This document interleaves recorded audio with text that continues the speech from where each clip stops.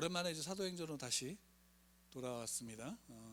3주 동안 우리가 누가복음을 통해서 예수님에 대해서, 부활에 대해서 함께 나누었고, 사도행전으로 이렇게 다시 돌아오면서 다 잃어버리셨나요? 내용들을 잃어버리셨다면 다시 한번 1장부터 이렇게 차근차근히 되새김하시면서 보시기 바라고요.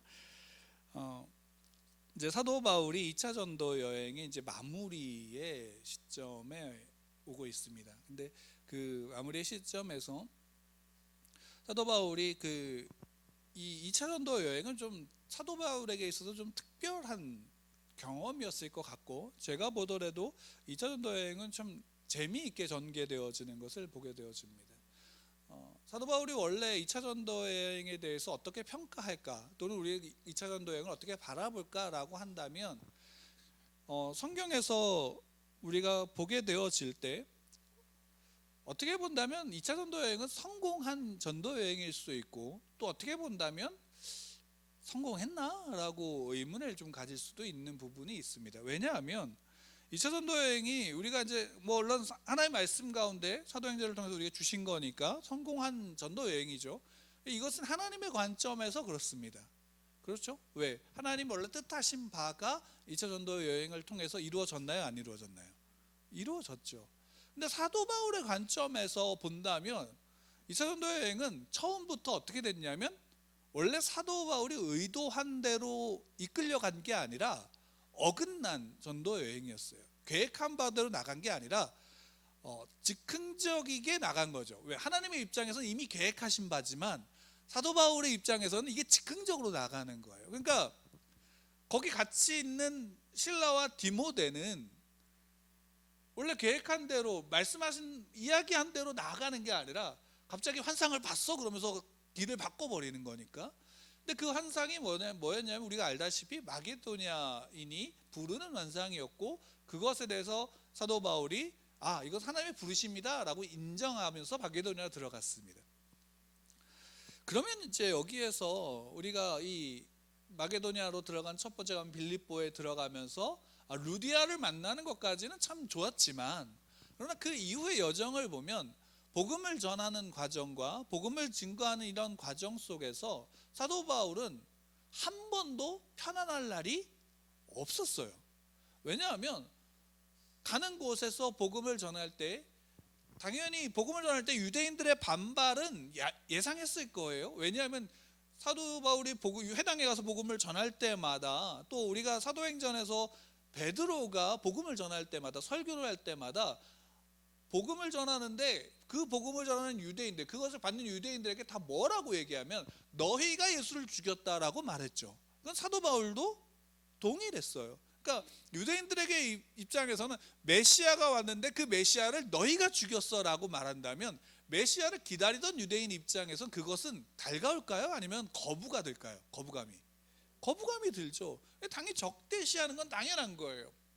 그럼에도 불구하고 많은 유대인들이 믿었지만, 그러나 특히나 회당에 모일 정도로, 또 디아스포라, 그러니까 다른 타국에 나가서 그 도시에서 유대인의 믿음, 신앙을 지키기 위해서 회당에 모인 유대인들이라면 당연히 그런 이야기를 들었을 때 더 거부감이 들었을 거는 당연할 거예요. 그러니까 그 거부감이 오히려 근데 더 도를 넘어서 적대감으로 발전했고, 이 적대감은 어떻게 되냐면 불법을 행하는 불량배들을 불러들여서 사도 바울과 실라와 디모데, 또 그들을 도와주는 이들을 어떻게 하냐면 핍박하고 곤란하게 만들고 고통을 주게 만들었단 말이에요. 근데 이게 뭐 한 도시에서만 있는 일이면 그냥 그대로 넘어가는데, 이 유대인들이 어떻게 했어요?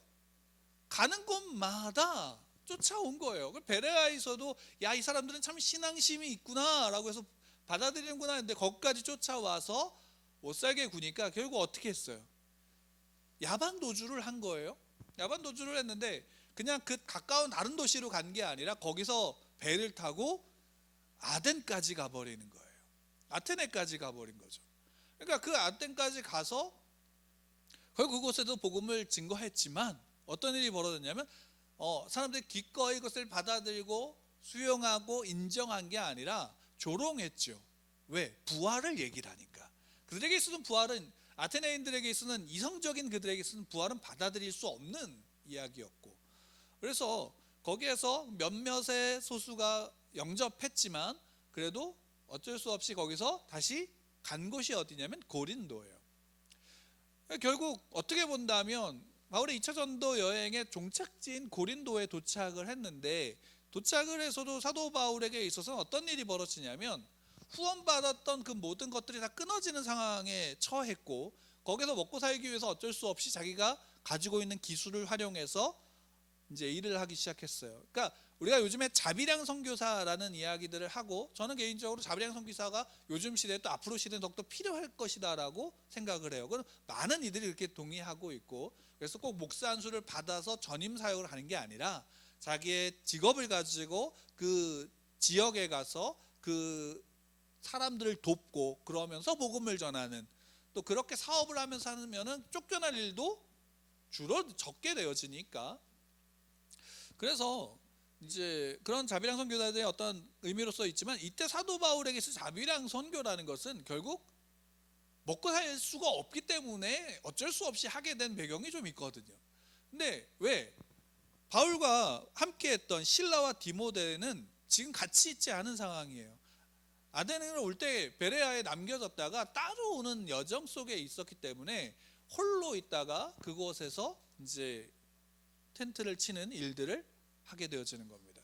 물론 그곳에서 누구를 만나냐면 사도 바울의 평생의 사역 속에 큰 힘이 되어진 아굴라와 브리스길라를 만나게 되어져요. 그러니까 사진으로 우리가 잠깐 보게 되어지면 재밌는 거는 이거예요. 그러니까 드로아에서 빌립보로 가는 거예요. 드로아에서 이제 결국 인정하고 빌립보로 들어가는데, 저 빌립보가 뭐냐면 마게도냐 지방의 이제 관문이거든요.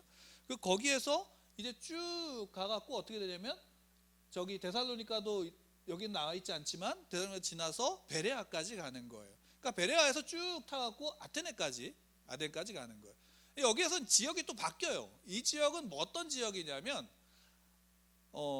여기 이제 다른 지도 보면 이제 아굴라와 브리스길라도 로마에서 이렇게 이제 오는 과정이고, 사도 바울은 밑으로 내려와서 고린도에서 만나는데, 여기 밑에는 어떤 지역이냐면 아가야 지방이거든요, 고린도는.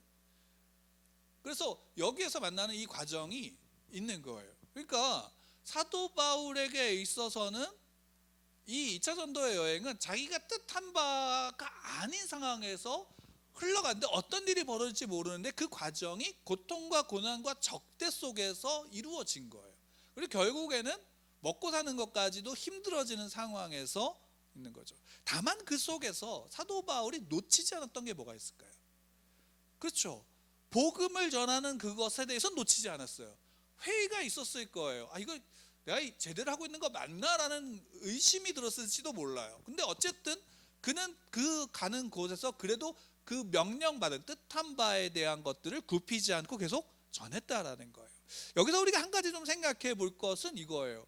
우리가 지난주에도 우리가 살펴봤지만, 여러분 유대인들에게 있어서 유대인들은 하나님을 믿어요, 안 믿어요? 믿고 있지 않아요? 그럼 유대인들은 그 하나님을 믿는 바와 사도 바울이 믿는 바는, 믿는 하나님과 같은 분일까요, 다른 분일까요? 우리가 이 부분을 생각해 봐야 되는 거예요. 왜냐하면 실제로 유대인들은 천지창조하신 하나님을 믿어요. 그리고 그 타락한 인류 속에서 구원하시기 위해서 노아를 통해서 홍수에서 방주를 지어서 구원하신 것도 믿어요. 그 외에 아브라함을 택하셔서 아브라함의 하나님, 이삭의 하나님, 야곱의 하나님이 자기들의 하나님이라고 믿는단 말이에요. 모세를 통해서 율법을 받았던 그 하나님 믿어요.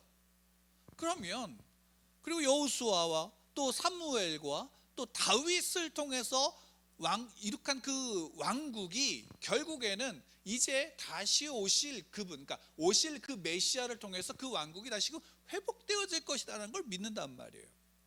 메시아를 보내실 것, 또 그 선지자들의 예언들도 그들은 믿는단 말이에요. 그러면 그 믿는 바가 바울이 믿는 바와 다른가요? 다르지 않아요. 다르지 않는데 거기 한 가지 차이가 나오는 게 뭐냐면, 이제 성경에서 예언한 바로 그 메시아에 대한 믿음이 다른 거예요. 왜? 이사야 선지자, 특히나 메시아를 예언한 이사야서 53장에서 보여준, 말씀하고 계신 그 메시아 그리스도의 모습은 유대인들이 생각하고 바라는 메시아 상이 아닌 거예요. 왜? 그리고 실제로 오신 메시아 예수 그리스도의 모습이 그 모습이 아닌 거죠. 그러니까 엄밀히 따진다면 이미 그 순간 그들의 신앙 속에서는 하나님이 성경에서 말씀하고 보여주고 이끌어 가시는 그 하나님의 모습이 자기들이 원하는 하나님의 모습으로 바뀌어져 버린 거예요. 그러니까 그 모습으로 밑되어올 때 예수님은 인정할 수가 없는 거예요. 그들의 입장에서는. 당연히 그 신앙의 모습이 우리의 모습과 어떻게 되면 오늘날 우리가 가진 신앙인들의 모습과 어떻게 비추어 본다면 너무 유사하지 않나요? 왜? 우리는 예수 그리스도가 부활하신 예수 그리스도 그 산으로 다시 재림하실 예수 그리스도를 기다리는 그 과정에서 예수님은 이 땅에서 세상의 것들을 추구하고 세상의 부와 명예와 권력과 세상의 힘을 가지라고 우리에게 명령하시지 않으셨어요. 오히려 그것에 대해서는 뭘로 말씀하시냐면 우리가 광야에서 사단의 세 가지 시험을 통해서 그것을 거부하셨고 그 모든 것 속에 가장 중요한 게 뭐냐? 하나님 말씀이고 그 하나님을 믿는 믿음이다라고, 하나님만 섬기는 것이다라고 말씀하시고 그 시험을 이기셨단 말이에요. 그게 성도들에게 있어서 뭐냐면 이 땅에서 우리가 가지는 가치는 내가 얼마나 잘 살고 내가 얼마나 건강하고 내가 얼마나 많은 권력을 가졌느냐가 아니라 내가 얼마나 그 하나님 예수 그리스도께서 성경을 통해서 우리에게 보여주신 그분을 믿는 믿음인가, 그 믿음을 지키고 있는가의 문제인 거죠.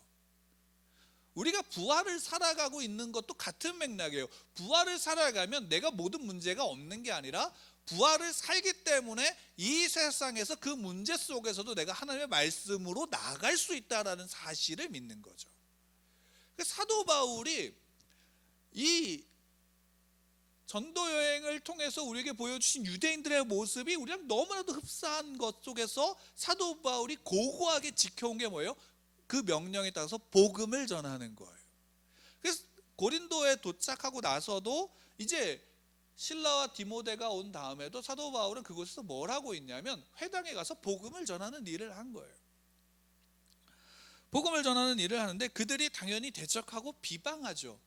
그 속에서 이제 다시금 사도 바울의 모습 속에서 우리가 한 가지 6절에서 보면 바울이 옷을 털면서 이르되 너희 피가 너희 머리로 돌아갈 것이요 나는 깨끗하니라 이후에는 이방인에게로 가리라 하고, 처음에 하나님이 바울을 부르셨을 때 이방인의 사도로 부르셨다라고 말씀을 하셨고 사도 바울도 그것을 인지하고 있죠. 그래서 복음을 전해서 물론 유대인의 회당들에 먼저 갔지만 그곳에서 이방인들, 그 도시에 사는 헬라인들, 이방인들에게 복음을 전했단 말이에요. 근데 이게 두 번째로 다시 이렇게 옷을 털면서 난 이방인들에 갈 거야 라고 사도 바울이 여기서 이야기하는 것 속에서 분명한 건 뭐냐면 사도 바울이 유대인들이 대적하고 유대인들이 거부하더라도 나의 목적은 복음을 전하는 것이고 그 복음이 이제 유대인들을 넘어서 이방인들, 모든 이들 더 넘어서 어떻게 되냐면 그 헬라 문화권을 벗어난 지역까지도 나중에 이제 사도 바울이 가게 되어지는데 그들을 그 당시 뭐라고 하면 야만인이라고 불렀단 말이에요. 그 야만인들에게까지도 복음을 전하는, 그러니까 한 민족, 한 문화권에 매이는 게 아니라 온 우주, 그러니까 전 우주적인, 전 지구적인 복음의 전파를 사도 바울은 꿈꾸고 그것을 소망하면서 그 길로 처음부터 시작할 때부터 지금까지 왔고, 그 과정 속에 여러 가지 어려움들 속에서도 의심되어지고 힘들고 낙담되어져도 그거 하나만을 어떻게 하냐면 붙잡고 나아가고 있는 과정에 사도 바울이 여기에 있는 거예요. 그렇게 고린도에서 거부하고 또 대적하니까 어땠는지 모르지만 하나님이, 우리가 이제 9절 말씀부터 10절까지 함께 읽겠습니다. 다 같이 읽겠습니다. 시작. 밤에 주께서 환상 가운데 바울에게 말씀하시되 두려워하지 말며 침묵하지 말고 말하라. 내가 너와 함께 있음에 어떤 사람도 너를 대적하여 해롭게 할 자가 없을 것이니 이는 이 성중에 내 백성이 많음이라 하시더라. 사도 바울에게 이제 다시 환상, 두 번째 환상이 나타난 거예요. 사도행전의 기록을 통해서 보자면 첫 번째는 마게도냐로 가라, 그죠? 근데 거기 이제 고린도에서 야 두려워하지 마, 여기 내 백성이 많아, 너를 해할 자 없어, 담대히 전해 라고 말씀하시는 거예요. 그러니까 사도 바울은 이 얘기를 듣고 위로를 받았을까요, 안 받았을까요? 위로를 받았겠죠. 담대히 전해요. 그래서 1년 6개월이라는 시간, 그러니까 전도 여행에서 가장 이 시기에 가장 긴 시간을 고린도에서 머물면서 가르치고 있어요. 근데 좀 한번 반대라기보다는 조금 더 생각해 보면 왜 지금에서야? 라는 거죠. 환상을 한번 보이시죠. 마게도니아로 가라고 하는 그 환상을 봤어요.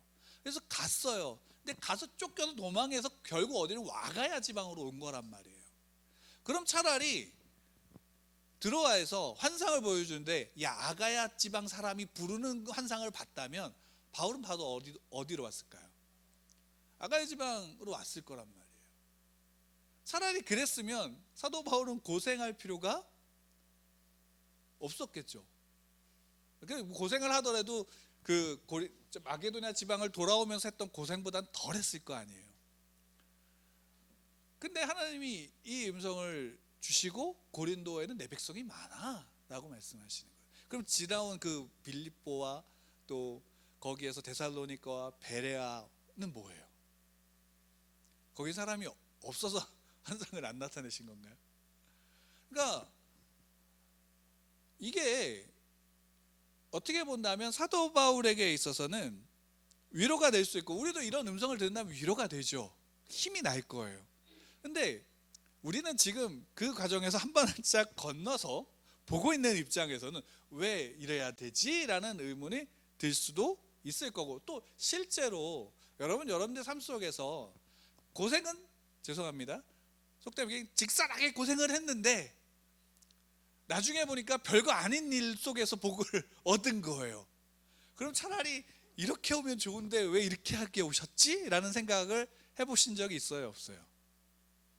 있잖아요. 실제로. 그리고 그렇게 하는 모습이 저는 군대에서 개인적으로 많이 경험을 했어요. 제가 하기도 했고, 그렇게 시키기도 했고, 또 그렇게 당하기도 했어요. 당했다는 표현보다 그렇게 이제 선임들이 그렇게 시킨 거죠.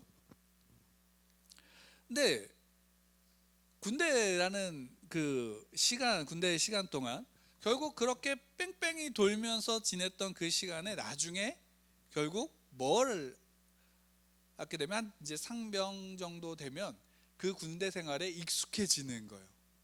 소위 말하는 2등병 때 1병 때 뺑뺑이를 돌았던 그래서 뭐 헛된 짓 시키는구나라고 했던 그 모든 것 속에서 나중에는 익숙해져서 군 생활을 이제 능숙하게 할 수 있도록 하는 시간을 보냈는데, 그러니까 사도 바울에게 있어서 우리가 분명히 하나님이 뜻하시는 바대로 사도 바울은 움직였잖아요.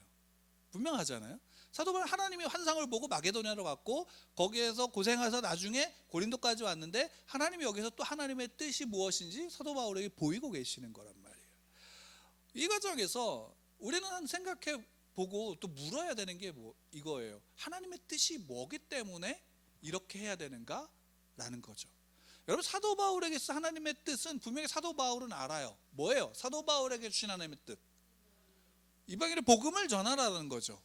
복음을 전하라는 거예요. 실제로 사도 바울이 그 복음을 전하는 과정에서 핍박을 받고 적대적인 그런 유대인들에게 맞아서 죽을 뻔하기도 하고, 또 그래서 도망치면서 너무나도 비굴하게 도망친 적도 있고 한 적 너무나도 많지만, 그런 과정 속에서 사도 바울은 그래도 그 하나님의 뜻, 주신 명령에 대해서 순종하면서 나아갔고, 그것은 자기가 낙담에 있더라도 복음을 전했어요. 그곳에서. 근데 그 속에서 그럼 그 하나님의 뜻은 복음을 전하는 거야 라고만 한다면 그것으로 끝나는가? 라고 볼 수 있죠. 근데 그것으로 끝나는 게 아님을 우리가 아는 게 뭐냐면, 하나님의 뜻이 복음을 전해라, 그러니까 우린 이것만 해야 돼 라고 앞뒤로 나가지만 실제로 그렇게 해서 복음을 전하는 그리스도인이 얼마나 될까요? 또 그러면 우리가 실제로 이렇게 묻겠습니다. 많은 이들이 복음을 전하는 것, 많은 교회들이 전도를 하는 것이 교회의 사명이고 하나님의 뜻이다라고 여기지만, 그래서 실제로 전도를 하는데 그 전도가, 그 복음이 정말로 성경에서 우리에게 가르쳐주고 있는 복음이고 전도일까? 라는 질문을 해보신 적이 있으신가요? 왜냐하면 사도 바울이 복음을 전하고 전도를 하는 것과 우리의 삶에서 우리가 느꼈던 바 이거 하나님의 뜻이야 라고 배웠던 그것이 같지 않다라는 것은 오늘 본문만 보더라도 우리는 쉽게 발견할 수 있어요. 왜냐하면 사도 바울에게 주신 하나님의 뜻은 복음을 전하라는 것은 분명해요. 근데 그 안에서 내포되어져 있는 하나님의 뜻은 무엇이냐면, 하나님의 뜻은 하나님의 사람을 통해서 성취된다라는 거예요. 첫 번째 그 하나님의 뜻은 이거예요. 여러분들 하나님의 사람이면 하나님은 분명히 여러분들을 통해서 하나님의 뜻을 성취하실 거예요. 왜냐하면 성경에서는 한 번도 하나님의 사람을 통하지 않고 하나님의 뜻을 이루시지 않은 적이 없어요. 물론 초자연적인 어떤 것을 통해서 나타내신 적이 있지만 그 중심에 늘 뭐가 있었냐면 하나님의 사람들이 있었단 말이에요. 그러니까 사도 바울을 이렇게 해서 하나님의 뜻의 성취의 자리로 하나님이 이끄셨다면 당연히 여러분들도, 내가 예수를 믿고 나의 구주로 영접한 하나님의 자녀들이면 당연히 여러분들을 통해서 하나님의 뜻은 성취가 될 겁니다. 내가 얼마나 잘했고 못했고의 문제가 아니라 그 하나님의 사람을 통해서 하나님은 하나님의 뜻을 이루신다라는 사실이에요. 그 다음에 사도 바울이 그 하나님의 뜻은 뭐냐면, 사도 바울을 통해서 보는 하나님의 뜻은 뭐냐면, 하나님의 뜻의 그 여정이 있잖아요. 하나님의 뜻. 그러니까 마게도냐를 지나서 쭉 해갖고 결국 아가야 지방으로 왔고 고린도 지방으로 왔단 말이에요. 그 하나님의 뜻은 뭐냐면 그 과정 속에서 하나님이 함께 하신다라는 거예요. 하나님의 뜻은 하나님의 사람을 통해서 그 뜻을 성취하시는데 혼자서 그의 능력으로 성취하게 하시는 게 아니라 그 과정 속에서 하나님이 함께 하시면서 그 과정을 이끌어 가신다라는 거예요. 그러니까 하나님이 늘 하나님의 사람들에게 응답하실 때 하시는 말씀이 뭐예요? 내가 너와 함께 한다라는 거죠. 어서요? 라고 물을 수도 있지만 그 과정 속에서 분명히 하나님이 함께 하시고, 이 고린도에서도 하나님이 함께 하신다라고 사도 바울에게 말씀하고 계시는 거예요. 하나님의 뜻은 하나님이 늘 하나님의 사람과 함께 하신다라는 거죠. 그 마지막으로 하나님의 뜻은 뭐냐면, 그 하나님의 사람이 하나님의 뜻을 성취를 담을 수 있는 그릇으로 단단해지고 넓어질 수 있도록 단련하신다라는 거예요. 그러니까 고린도에서 이렇게 그냥 단편적으로 고린도에서 하나님이 사도 바울의 뜻하는 바 여긴 내 백성이 많아라고 하는 그 사람들, 그 복음의 결과들을 담을 수 있는 그릇과 또 그릇의 넓이가 될 수 있도록 하나님이 그 사도 바울을 그 모든 시간들 속에서 연단시켜 온 것이다라는 사실이에요. 그러니까 여러분들은 분명히 하나님의 뜻을 여러분들이 통해서 하나님을 성취하시고, 또 그 성취하는 과정 속에 하나님 늘 여러분들과 함께 하시며, 또한 그 성취가 온전히 드러날 때 그것을 담을 수 있는 그릇이 되게 하실 거예요. 그것이 하나님의 뜻이에요. 그것이 우리를 향한 하나님의 뜻이라고요. 그러면 그 과정에서 사도 바울의 모습을 통해서 배울 수 있는 것 한 가지가 있다면 뭐냐면, 하나님이 주신 명령에 대해서 그것을 버리지 않았다라는 사실이에요. 복음을 버리지 않았다는 거죠. 하나님이 예수 그리스도를 통해서 명령하신 것이, 하나님의 뜻이 예수 그리스도로 말미암아 성취되실 수 있도록 이 땅에 보내셨고, 예수님은 그 모든 삶의 공생의 삶을 통해서, 아니 태어나신 그 순간부터의 삶 속에서 그 하나님의 뜻 앞에 순종하신 거잖아요. 그 순종이 온전히 이루어지셨기 때문에 십자가에서 죽으심이 우리의 죄를 씻는, 우리의 죄를 지시고 십자가에 지시고, 또 그 속에서 부활의 생명이 우리의 생명이 될 수 있도록, 우리의 부활이 될 수 있도록 이루신 것이 예수 그리스도의 모습인 겁니다. 그러면 그 안에서 성도들은 당연히 그 속에서 예수 그리스도가 그러하신 것처럼 그러해야 되고, 사도 바울이 그러한 것처럼 성도들 또한 그러해야 되는 겁니다. 물론 당신 사도 바울처럼 사십시오 라고 말한다면 좋아할 분들이 많지 않을 거지만, 근데 실제로 우리의 삶은 사도 바울의 삶과 별반 다르지 않는다라는 겁니다. 그러니까 사도 바울이 결국 하나님은 그 사도 바울의 이 2차 전도여행 속에서 하나님이 원하신 바는 지금 고린도에 와서 고린도에 하나님의 백성이 많은데 그들을 담을 수 있는 그릇으로 사도 바울을 만드시고 그곳에서 복음을 전하게 하신 거죠. 그러니까 그 기간 동안에 사도 바울은 이곳에 와서 그들에게 복음을 전하는 그 과정 속에서 여기 대적자들이 없을 거야. 대적한 자들 괜찮아, 너 해롭게 하지 못할 거야 라고 했지만 실제로 현실상으로 그러했을까라고 본다면 그 다음 말씀 우리가 아직 안 봤으니까, 근데 그 안에서 지속적으로 유대인들의 적대적인 행위는 계속되었을 거예요. 또 여기서 넘어서 1년 6개월이라는 시간이 있었으니까 다른 지역에서는 어떠했는지 아마 가서 물어보기도 했고 또 그들이 또 왔을 수도 있을 거예요. 근데 그런 가운데서 사도 바울은 어떻게 하냐면 담대히 그곳에서 그 환상이 보이기 전에도 복음을 전했고 또 그 속에서도 계속적으로 그 복음을 증거하고, 그러니까 이 환상을 봤다 그래서 사도 바울의 삶이 달라졌을까요? 똑같았을 거예요. 낙담했어도 이게 의욕적이었냐 아니었냐 감정이 어떻냐 이런 부분에 차이는 있을지 모르지만 해왔던 일은 똑같은 거예요. 그럼 반대로 묻겠습니다. 하나님이 사도 바울로 여러분들을 부르셨습니다. 아멘을 하셔야 되는 거예요. 하나님 사도 바울로 여러분들을 부르셨어요. 여러분들 사도 바울로 부르신 그 자리가 어디냐면 여러분들이 살고 있는, 일하고 있는 그곳이 하나님이 사도 바울 여러분들 부르신 그 자리인 거예요. 그것이 가정이고 그것이 직장이고 그것이 친구들과 만나는 그곳인 거예요. 그곳에서 여러분들은 사도 바울로 부르심을 받았고 사도 바울처럼 여러분들은 그곳에서 복음을 전해야 되는 거예요.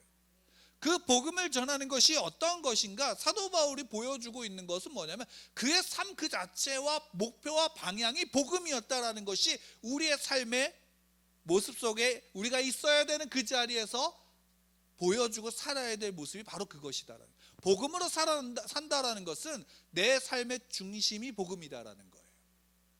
먹고 사는 일이 중심이 아니고 권력을 갖는 게 중심이 아니고 그것이 있어야 내가 복음을 전할 수 있고 내가 유명해져야지 뭘 할 수 있다가 아니라 그 자리에서 복음을 전하는 것이 중요한 거예요. 예수님께서 지극히 작은 것 하나에게 충성된 자여 라고 말씀하시네요. 너가 작은 것 충성했기 때문에 내가 큰 것을 맡기겠다라고 하는 것은 내가 그 삶 속에서 작은 것, 그 삶에 주어진 환경 속에서 복음으로 살아내지 못하면 결국 어떤 자리에 가더라도 나는 복음으로 살아낼 수가 없다라는 거예요. 내가 작은 것에 하나님을, 예수 그리스도를, 믿음을 내가 원하는 모양으로 바꾸려고 한다면 아무리 더 큰 자리로 가면 그곳에서 오히려 더 큰 사고를 치는 게 그리스도인들이에요. 그렇지 않나요? 그리스도인들이 신앙이 제대로 되지 않은 상태에서 더 큰 권력을 가지면 그것은 자기만 망치는 게 아니라 그 나라를 망치는 거예요. 그건 역사적으로 증명이 돼요. 역사적인 모습 속에 서 있어요.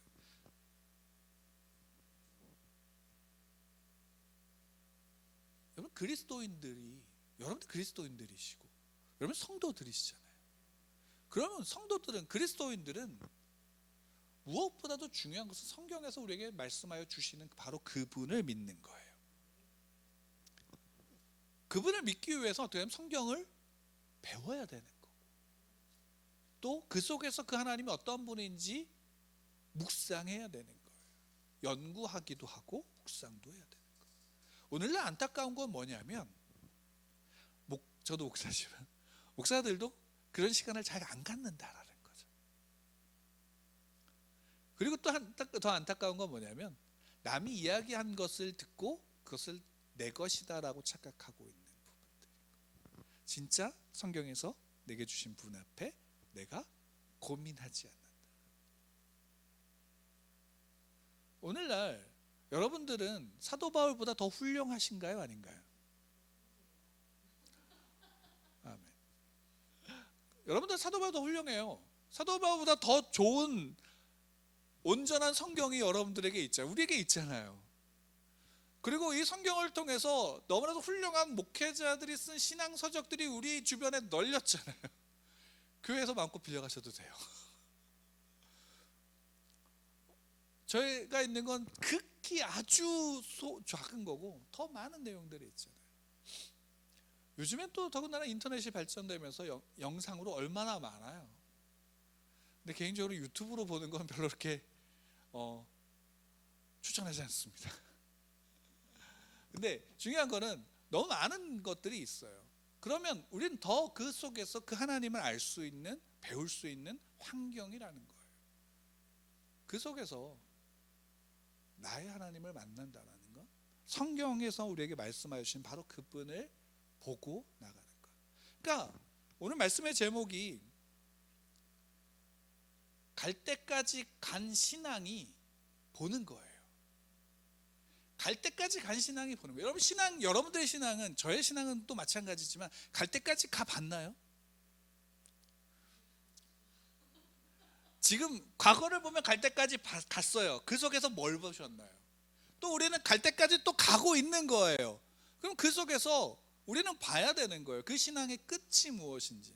사도 바울이 2차 전도 여행을 통해서 여기서 갈 때까지 갔어요. 그 속에서 본 거예요.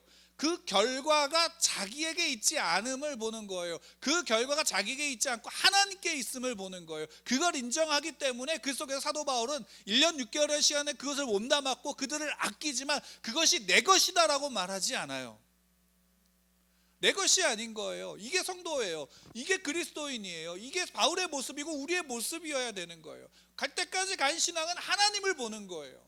성경에서 내게 보여주시고 말씀하시는 바로 그분을 보는 거고, 그분의 역사를 보는 거고, 그 역사의 약속의 성취를 보는 거예요. 여러분들을 통해서 하나님의 뜻은 이루어집니다.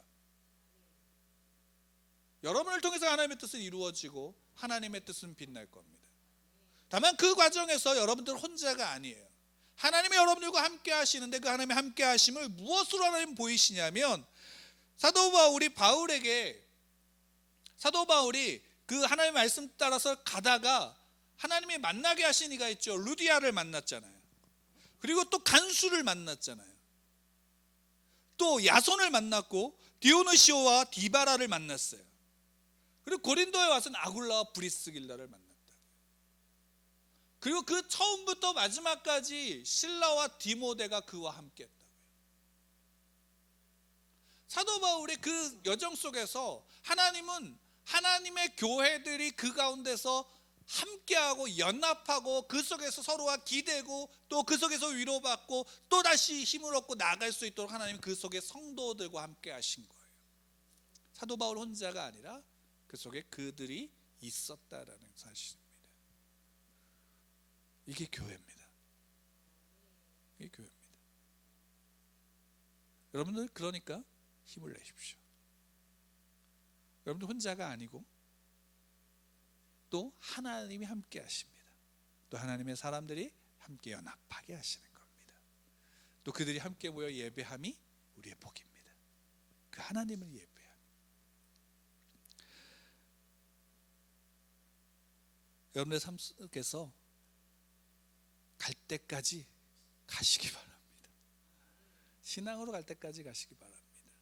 그 중심의 믿음과 그 중심의 하나님의 뜻과 복음으로 갈 때까지 가시기 바랍니다. 그 속에서 여러분들은 보게 될 겁니다. 그 신앙의 끝이 하나님이심을 보게 될 겁니다. 사도 바울을 통해서 우리에게 말씀하고 보여주시고 합니다.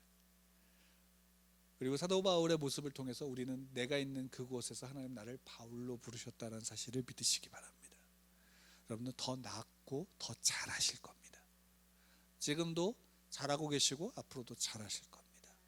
그 속에서 죄와 싸우시고 그 속에서 복음으로 몸부림치시고 그곳에서 나에게 말씀하시는 하나님을 더욱더 알고자 애쓰시길 축원합니다. 기도하겠습니다.